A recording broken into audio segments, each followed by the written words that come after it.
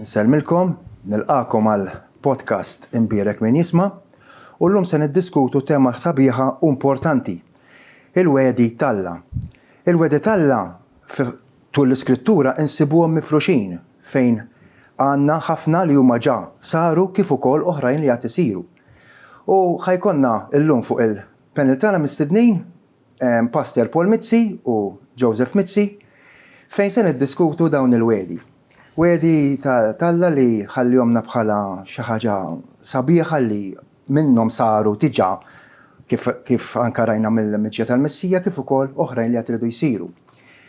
Allura fil-qosor, x'inhuma l-wedi talla? Alla komunika magħna fil-Skrittura Mqazza. Xi ħaġa meraviljuża li Alla jimpurtaħ minna u jrid jinformana. Fil-bidma nsibu ħafna diversi tipi ta' komunikazzjoni, informazzjoni, storja, twissijiet, kmandamenti u kol wedi. Sa weda hija pledge illi Alla qiegħed iwedna qiegħed jagħtina kelma solenni illi se jagħmlilna l-ġid jew se jagħtina xi ħaġa ta' benefiċċju aktar quddiem. Ħafna drabi ikun hemm kondizzjoni, però ovvjament il-wedi talla se jkunu rilevanti għal dawk illi jemnuhom. Aħna Alla jagħti l-wedi tiegħu normalment lil nies li jafuh u rridu jimxu miegħu bil-fidi u b'bidjenza filjali. Sewwa. Allura fejn insibuhom il-wedi tiegħu? ċertament ma nistgħux nirraġunaw li Alla kellimni personalment b'xi ħolma jew xi viżjoni u tani xi wedi le. Alla għandu familja ta' nies u jindirizzana il-koll kemm aħna fl-Skrittura Mqazza. L-Apostol Pietru fit-tieni ittra tiegħu fil-bidunet tagħha jgħidilna li Alla tagħna il-wedi kbar u prezzjużi tiegħu. Mhumiex wedi ċkejkna trivjali nistgħu ngħaddu mingħajrhom. Infatti huma ħanidu hekk id-dawl illi idawlilna it-triq illi nistgħu nħarsu lejn il-futur bil-konfidenza għax nafu li Alla huwa magħna. U darba Alla huwa magħna min jista' jkun kontra tagħna. Alla b'dawn il-wedi kbar u prezzjużi tiegħu tagħhomna biex aħna nsiru partiċipanti fil-natura divina tiegħu. Ovvjament mhux li nsiru Alla bħalu. Jiġifieri li nsiru nixbħuh etikament fil-karattru tiegħu. Nsiru ħanina u kumpassjonali u nafu nħobbu lil xulxin bħalma huwa Alla. Infatti Pietru jkompli jgħid li b'dawn il-wedi intom ħrabtu lin mill-korruzzjoni tad-dinja minħabba l-leblieba ħażina. Fina nfusna hemm ħafna xewqat ħżiena illi jisom iġorruna lil ħażen. B'dawk il-wedi għandna motiv, għandna inċentiv kbir biex nkunu leali li Alla għax nafu li fl-aħħar mill-aħħar dawk illi jimxu miegħu bil-fedeltà Alla se jippremjhom. Il-wedi tiegħu se ċertament se isarrafhomna f'barka tremenda. All right, allura b'dan id-diskors nistgħu nafdawh sewwek meta jwedna xi ħaġa? Inti meta wedek xi ħaġa tafdani. Iva. Għaliex, għax jisdek jien nafdak għax nafek li inti ta' karattru affidabbli. Eżatt. Aħna nafdaw xulxin bħala bnedmin li nafu li nisbaljaw, nikdbu u kultant ma nżommux il-pat taħseb wara Alla. Eżatt. Alla l-ewwel ma jistax jikdeb. Impossibbli li jikdeb għax hija kontra n-natura tiegħu u Alla wkoll huwa fidil. Alla fidil. Meta jagħti kelma mux jieħodha lura. Fatti fil-tip tan-numri naqraw li Alla mhux bniedem biex jikdeb jew iben ta' bniedem biex jibdel fehmtu. Alla huwa deċiż huwa determinat illi jekk irid iberikna u allura jagħtina weda illi fil-futur hekk se nirċievu minn għandu ċertament se jagħmilha. Fil-tip tan-numri nkomplu naqraw li jaqgħu qal u ma jagħmilx jew tkellem u ma jwettaqiex barra minna naħsbu hekk.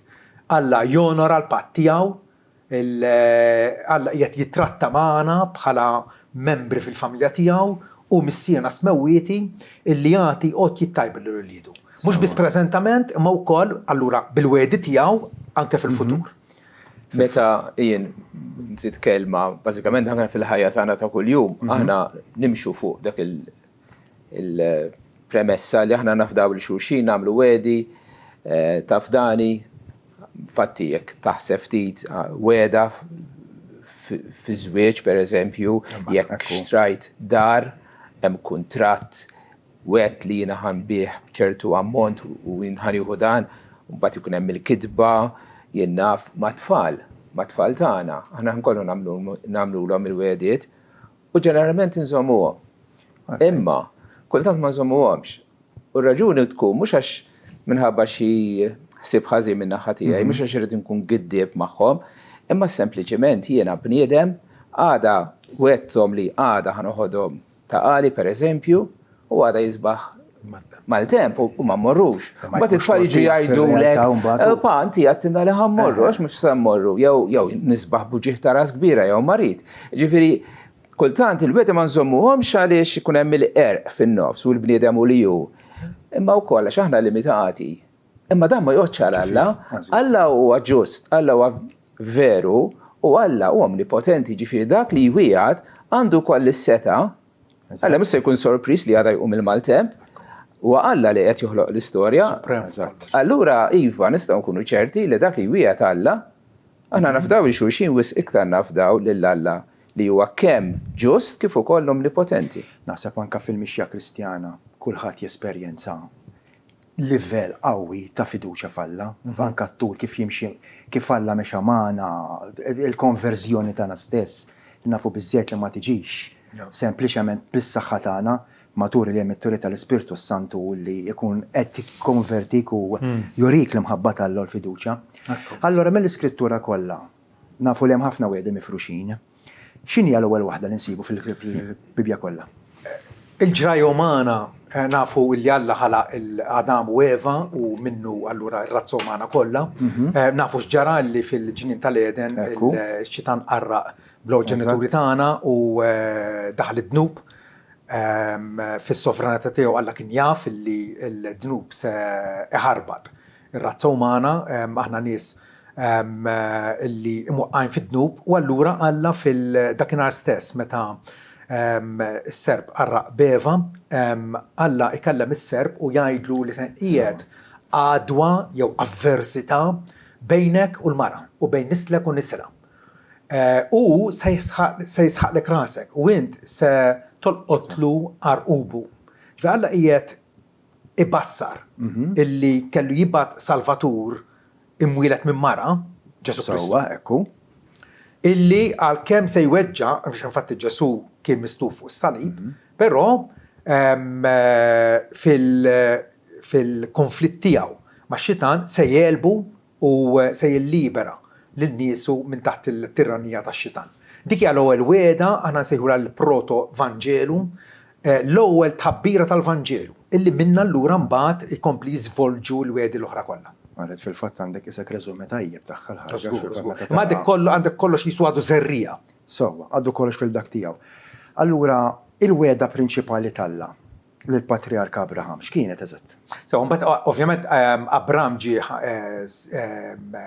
sekli ta' snin wara, Alla qisu beda paġna ġdida ma' Abraham illi issa il-wiegħda primordjali, il-wiegħda tal-bidunet tajjeb issa se jibda jiżvolġija, se jibda jiżviluppa. U sejjaħ l-Abram minn Ur tal-Kaldej qallu oħroġ minn pajjiżek, mur fil-art li se nurik u mbierek lilek u lil nislek u il-min jisħtek nisħtu u bik jitbir kull ġnus kollha tal-art. Ġifieri dik il-wiegħda Alla baqa' itennija ma' Abraham, ma' Isaac, ma' Ġakob minn ġenerazzjoni għall-oħra. Hemmhekk għandna bidu ta' programm ġdid. Kif nitalmu aktar tard il-nisel ta' Abraham, Ġesu Kristu, il-wiegħdi ta' Alla rigward il-fidwa u s-salvazzjoni tagħna iseħħu ovvjament f'Ġesu. Sewwes, fil-fatt il-wiegħdi toqgħod qis meta naraw l-istorja u kif żvolġet l-istorja hija prova ta' fiduċja tal-Alla. Eżattament. Għax naraw kemm żamm wiegħdi anke l-istorja provat, ġi ma stgħux immerruha din għax inkunu giddibin. U aħna nafdawh l-aħjar l-Alla meta nilqgħu l-wiegħdi tiegħu u nikklejmjaw malina nfusna fiduċja fih illi mhux se jdiżappuntana. Kemm jaħassa kultant imma u xort għandek dawn il-provi. Ma din hija l-mixja tal-fidi jien. Ekku, Mixja vera, tal-fidi vera. li Alla kellimna se nilqgħu se nozzu dawk il-wedi qed tifhem għax bihom ħajkonna sens ta' direzzjoni qawwija. Għalhekk il-fidi importanti u timpressjonaw lilu. Ekku. Allura l-wedi tal-mulej lill-poplu ta' Iżrael. Tista' tevalwar nara fuq għadin? Ovvjament, Abraham kien il-missier il-Lut. Il-Lut ħarġu minn bħala discendenti ta' Abraham. U ovvjament nafu li dawn qattaw 400 sena skjavi fl-Eġittu. Eżatti. Meta wasal il-waqt li Alla jilliberhom permezz ta' Mose, ħarġhom fid-deżert qattaw 40 sena mawrin fil-desert, pero għallhom bil-bidu, meta Tom għamel patt magħhom, il-patt mozaiku, Tom l-10 mandamenti, l-10 mandamenti ta' omlom għallilhom jienu l-mulera ta'kom li listkom mill-dar tal-jasar minn taħt l-Eġizzjani. U għalek issa għandkom tobdun. L-10 mandamenti allura huma ir-rispons tal-nies mifdija għal Alla l-feddej tagħhom. U għalilhom jiena ġarrejtkom fuq ġwinħajn lajkla u ġbitkom lejja. Għalhekk issa jekk intom tobduni hemmhekk hemm il-kondizzjoni, jekk tobduni se tkunu l-poplu partikolari tiegħi, poplu speċjali għal Alla. U Mose meta fakkarhom dwar dal-wejjeġ fid-Deuteronomju, jgħidilhom illi l-mulej ma ħabkomx għax intom akbar jew aħjar minn ġnus l-oħra. Difatti għalilhom intom l-iżgħar fost il-popli. Ekku. Imma Alla ried iżhom bil-ħalfa li ħalef ma' missirijietkom Abraham, Iżak u Ġakob. U allura Alla tawhom kelma solenni illi se idaħħalhom fl-art illi wedhom u se joħsiebhom dment li huma josservaw il-patt tiegħu. Ġifieri Alla hawnhekk qed naraw illi jrid relazzjoni ħajja ta' fiduċja miegħu. Ovvjament il-Lut fallew f'dan il-qasam. U jidhirli fil-fatt ukoll u Tom li jekk ma jobdux se jiġri. Fil-fatt. Twissijiet tal-lammek. Prova ta' storja oħra tal-wedek ma jżommux x'jista' jiġri wkoll. Allura x'wedi aktar Tom lil-Lut as-saġġ apparti di? Offrilhom protezzjoni bħala assis fuq Iżrael, pereżempju jekk naraw is-Salmi, partikolarment Salm 121, itenni għal 7 darbiet il-mulej żommok, dak li ħares l-Iżrael la jonos u laqas jormod. Eżatt, hemm Memphis. Qed tifhem. U Alla ċertament sakemm huma kienu leali lejh, Alla ħarissom u proteġijom mill-Filistin u l-Ammurin u l-Perizzin u l-ġnus pagani li kienu teddida għalihom. Frattant, Alla wera mħabtu magħhom, mħabba li ma tfallix u onora il-patt stabbilit magħhom. Xi ħaġa li kienet taffaxxinani u għadha taffaxxinani kif Alla lil-Lut kien qalilhom biex fil-3 darbit fis-sena jitalgħu Ġerusalemm. Iva. Għal-festi prinċipali. U allura bażikament l-irġiel kollha kienu jħallu l-irħula u l-bliet ta' Iżrael. U jmorru f'Ġerusalem u jħallu l-bliet tagħhom bla difiża ta' xejn, l-irġiel kollha Ġerusalem. U kieku tkun laqgħu tajt dan huwa l-mument opportun biex nattakkhom. Imma le, il-mulej żomm il-weda magħhom u sakemm huma mxew fidili ma' Alla ħares l-Iżrael mill-adawa tiegħu. Kemm hija kalina fin-nifisha ta' dal-affarijiet kemm hija turija biex anke aħna stess nafdaw iktar kull ma mmorru. Allora ġeneralment, ġi naqrawha ħafna wkoll tul l-iskrittura, il-Lut warbu minn Alla u waqgħu fl-idolatrija. Allura nistgħu nevalvu naqra fuq din għax nafu l-istorja kemm huma daru kemm il-darba li hemm qisu dan iċ-ċiklu dejjem għaddej illi l-Lut jitbedu minn Alla, jinnamraw ma' reliġjonijiet oħra. U Alla jibatilhom avversari illi ħarbtuhom. Għandek il-ktib tal-imħalfin kollu, pereżempju. Għandek dan il-ċiklu għaddej. Kull darba l-poplu jindem u jgħid il-mulej Alla jnuna, Alla jgħimilhom imħallef, Sansun, Debora u oħrajn. U allura anke fil-ktib tal-Kroniki, it-tieni Kroniki 7 vers 14 jgħidilna li jekk il-poplu tiegħi li fuq jissejjaħ ismi idu lura minn traqathom il-ħżiena u jitolbuni u jfittxu lil wiċċi jien nisma' bis-sema'. Għandek għal darba oħra weda kondizzjonata. Jekk intom tindmu jien nisma' mis-sema'. u nfejjaq l-artkom u nberikkom. Ġifieri dik hija kull darba Alla irid din ir-relazzjoni, din il-mixja tiegħu magħna. U fejn tibda ter il-grazzja. Kull darba l-grazzja Alla qed jitratta ma' nies li ma ħaqhomx il-barka tiegħu u frattant jixtieq li jagħtihomna. Differenza mill-bniedem u li aħna jgħaddi kultant u ma nafux immu jiġri dejjem anke jkun hemm minn ma sinċira dejjem naraw dan. Allura x'wedhom il-mulej f'tali sitwazzjonijiet? Assaċ. Il-wedi kif għadt inti fil-bidu huma mifruxin għandek kostellazzjoni sabiħa ta' wedi.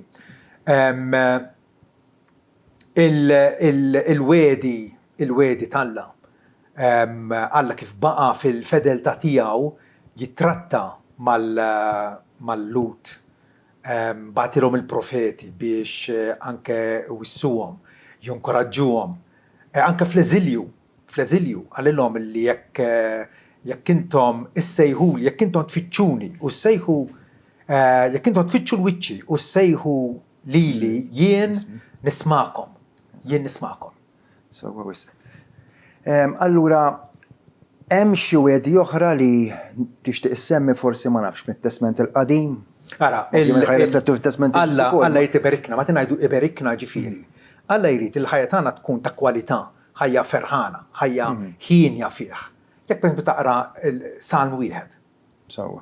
Beda imbierek il-bniedem, imbierek fisser ħin, ferħan. Eżatt. Imbierek il-bniedem li ma jimxix fuq il-parta ħżiena lanqas joqgħod fejn jqogħdu ż-żebblieħa, lanqas ipoġġi fejn jqogħdu l-midinbin, imma l-għaxqa tiegħu fil-liġi tal-mulej u lejlu nar jimmedita fuq il-liġi tiegħu.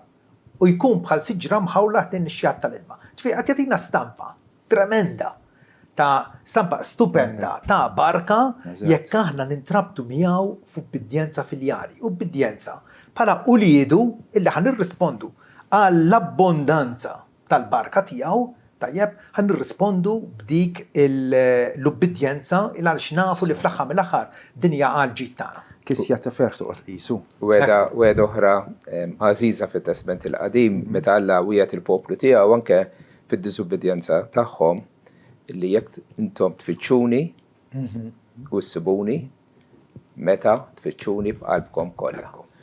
U din tot għalina l-koll għax kollha kemm aħna ribellajna kontra Alla nidimbu naqgħu kemm jekk għandna nsara kemm jekk maħniex jekk xi ħadd li qed jisma' mhux nisrani jgħidlek imma jien l-Alla ma nafux. Isma' dil-weda tal-Alla u għamilha tiegħek. Tfittxuni ssibuni, jekk tfittxuni b'qalbkom kollha.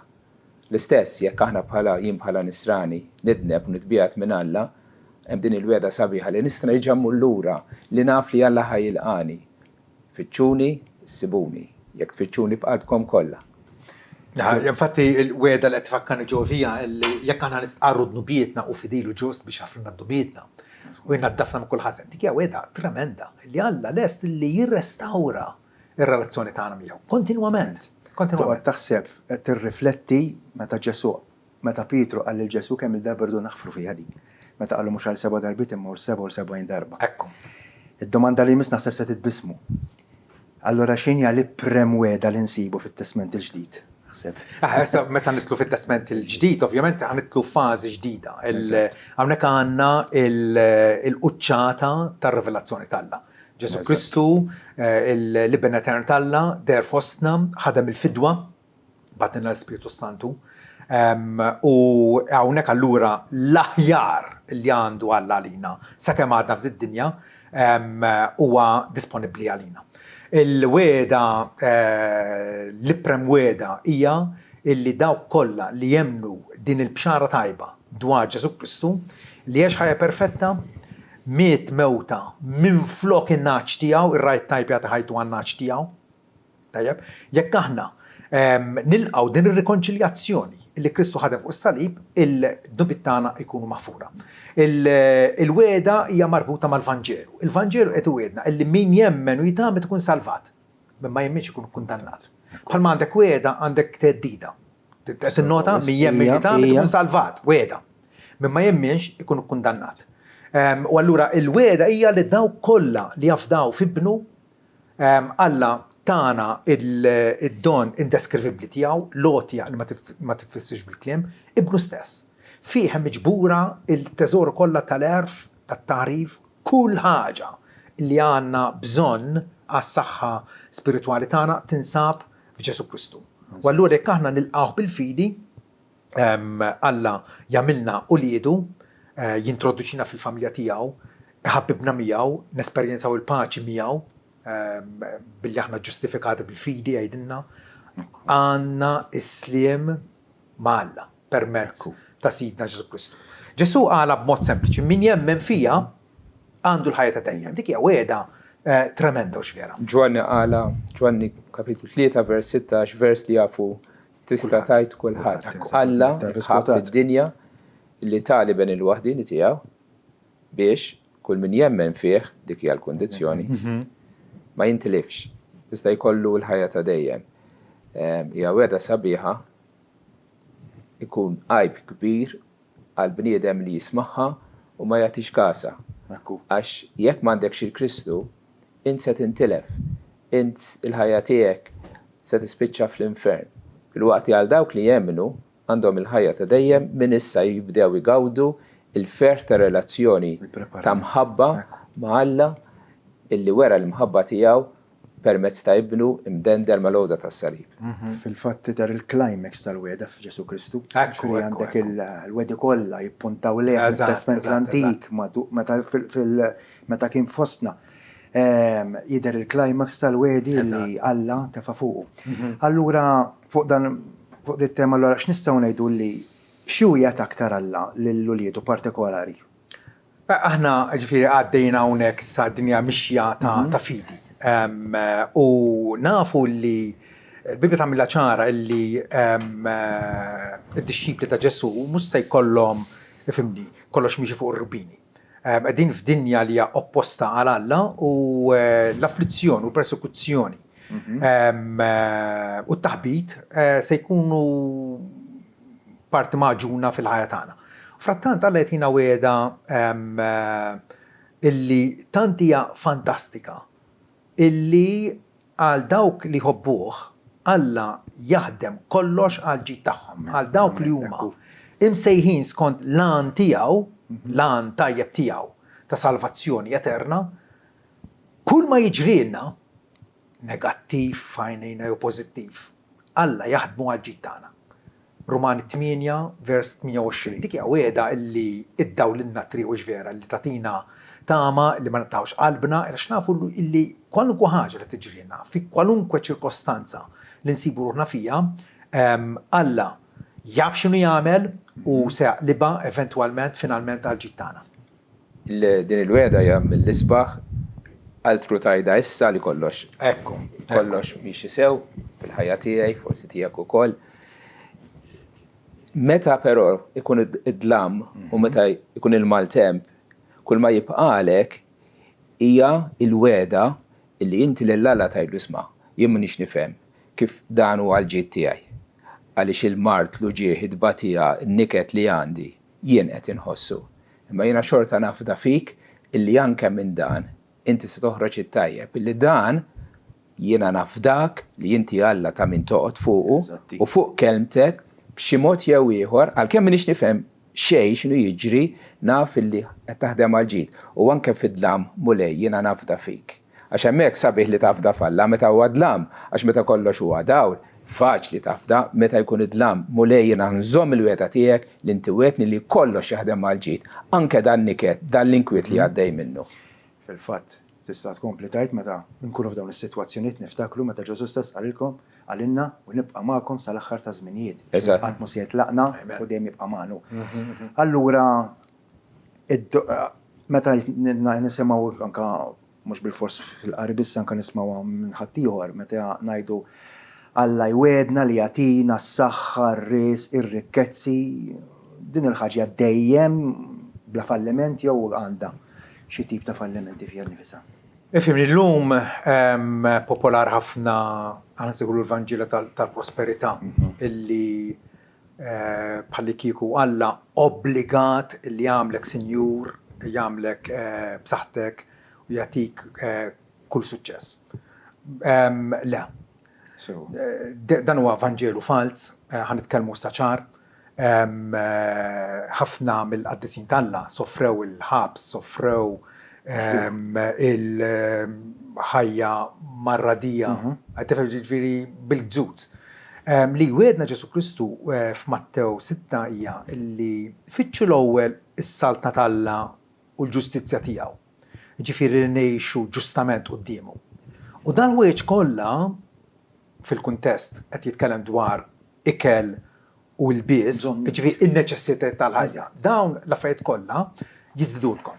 Ġifieri Alla rumsina, Alla li ilibbes il-ġilju tar-raba lillum huwa ħaj u għadin xteħed fil-forn, jew anke l-għasafa tal-bejt juħsibhom ma juħsib li rridu, però dejjem skont is-sovranità tiegħu, ma jfissirx li Alla ma jgħaddinix minn mart u minn patija, lex kif għadna qegħdin ngħidu Alla jinseċ da kollu sabiex it-tapizzerija tiegħu li qiegħed jaħdem bina finalment se tkun għal glorja tiegħu għal ġid eternali. Żewġ affarijiet li ngħid. Jekk hemm xi ħadd li jifhmu l-Evanġelju u l-wedi tal-Evanġelju ma l-Apostli. Sewwa, u saqsi kellhom prosperità u ġid u saħħa l-Apostli. Saqsi l-Apostli Pawlu meta dan mhux ġo 5-star hotel kien imur joqgħod ġo xi ħabs x'imkien ġo Filippi u swat u ma kellu xejn u kien hemm żmien meta ma kellu xejn laqas biex jiekol, dawk huma l-apostli li fehmu l-Vanġelu u ma kellhom l-ebda delużjoni kif jgħalmu llum illi Alla qed iwedna ġitu prosperità u saħħa f'din id-dinja. Infatti spiċċaw biex taw ħajjithom għall-Evanġelju, imma mbagħad għandek in-naħa l-oħra tal-munita bħalissa fejn huma l-apostli. Qegħdin fil-glorja tal-ġenna, jaraw lil Kristu wiċċ in wiċċ, fer indeskrivibbli. Wedna prosperità ħafna iktar milli nimmaġinaw ma li tmur lil hemm minn din id-dinja għall-eternità. Dik tot għall-apostli tot lilna wkoll għalina wkoll li nemmru fi Kristu. Ekku, fil-fatt hija ħassa li nġebduhom dawn l-affarijiet nawġuhom u kultant naqdu vers naqalgħu minn postu u nikwotaw skont kif jidrilni hija ħasra li verament xi ħaġa bħal din u issa tagħmel ħsara l-Vanġelu. Xi kummenti tal-aħħar? Jien naħseb li kelli xi ngħid għallum kattu. Nirringrazzjakom ta' din l-outlook li tajtuna. Il-wedi huma importanti għax huma għalihom viżjoni għal quddiem fejn wieħed jista' jgħid ara. Għandi Alla li nista' nafdah, Alla li l-istorja tibbekjaħ u tibbekjaħ sew għax hemm il-prova li dak li Alla qal wettqu. U dak li qal ħajtwettaq għandna prova ċara li se jitwettaq. U dik hija l-fiti li Alla jfittex fina.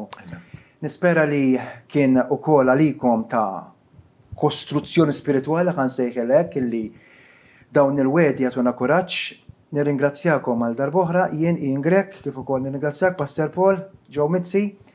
Nirringrazzjakom kontu manna tal-podcast Imbierek min jisma' saħħa nilqakom f'isem Ġesu Kristu. Dejjem.